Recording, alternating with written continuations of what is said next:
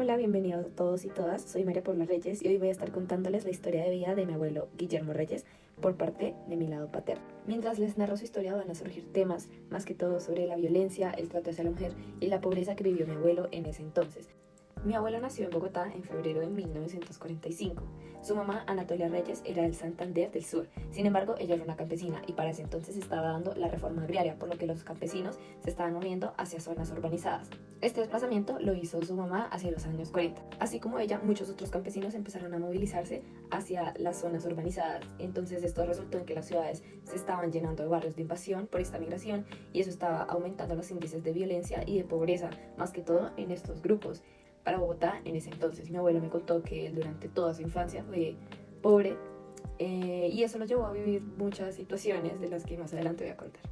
Pocos años después de que mi abuelo naciera, el 9 de abril de 1948, Jorge Eliezer Gaitán fue asesinado al salir de su oficina en el centro de Bogotá y esto terminó en una reacción espontánea. Y una mañana me encontré una bala detrás de la puerta del piso. Eso fue el 9 de abril del 48, que eso fue, digamos, una fecha triste para Bogotá porque la acabaron, incendiaron cuando mataron a Gaitán. Entonces había gente que disparaba por las calles, mataban y todo eso. Y a raíz de eso, entonces hubo restricciones en la venta de alimentos y todo eso. Y había que hacer colas para comprar y los graneros le vendían por poquitos y toda la cuestión. Simultáneamente, en la época en la que mi abuelo tuvo su infancia, la sociedad era muy machista. Por ejemplo, su mamá nunca estudió ni siguió con sus estudios y trabajaba como la que servía los titos en la Universidad Nacional. Se le dio el voto a las mujeres, fue hasta 1954. Y mi abuelo me contó una historia muy trágica en la que se puede evidenciar cómo la ley era muy injusta hacia las mujeres. Había un muchacho que tenía la vida pues, bastante trágica porque el papá mató a la mamá. La mamá. Okay. Y el señor, en esa época parece que la ley permitía que si un señor encontraba a su pareja siendo infiel la podía matar. Entonces este la mató y nunca pasó nada. Esto que cuenta mi abuelo me parece muy fuerte porque es verdad que en ese entonces era legal, es decir, estimaron necesario insertar un precepto jurídico explícito que consideraba al marido con el derecho de matar a una mujer por el hecho de haberle sido infiel. Y de hecho no solo lo podía hacer él, también lo podía hacer su cuñado, lo podía hacer el hermano del esposo. Ya cuando mi abuelo cumplió 6 años, en 1951, lo mandaron al colegio por primera vez, lo acompañó su hermano y de ahí en adelante él le mostró el camino solo una vez y él tuvo que ir al colegio ya solo por su cuenta.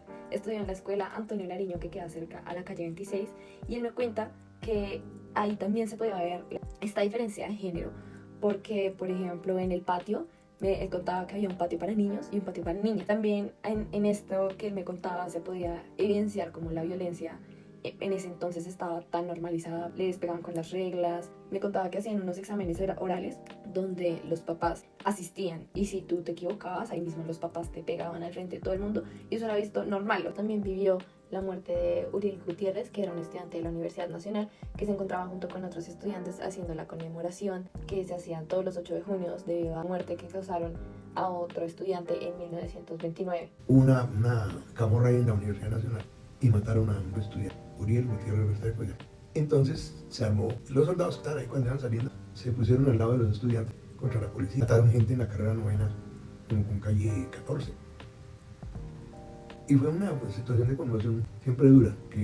Mi abuelo también estuvo presente en la caída de Gustavo Rojas Pinilla. Pinilla fue un teniente general y también tuvo el rango de comandante del ejército, que subió a la presidencia y al principio traía buenas cosas, incentivaba la calle 26, el aeropuerto, un hospital militar, también que se trajera el televisor. Sin embargo, tiempo después, en especial cuando pasó lo de las marchas del 8 de junio y lo del joven Uriel Gutiérrez, Gustavo empezó a censurar, a silenciar a toda esta gente, ya no se permitía intercambiar ideas.